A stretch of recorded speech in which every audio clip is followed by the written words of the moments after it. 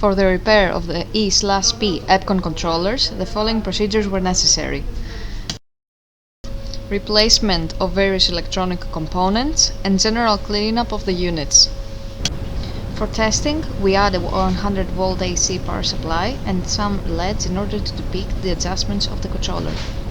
As the process variable exceeds the set point, the controller attempts to lower the value and the LEDs light up.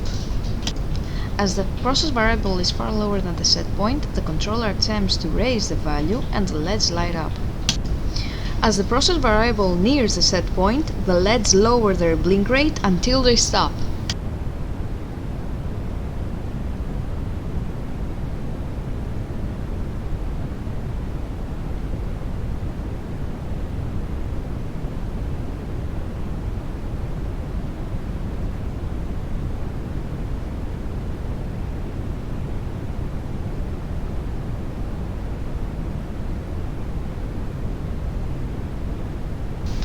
The same process is repeated for the rest of the controllers.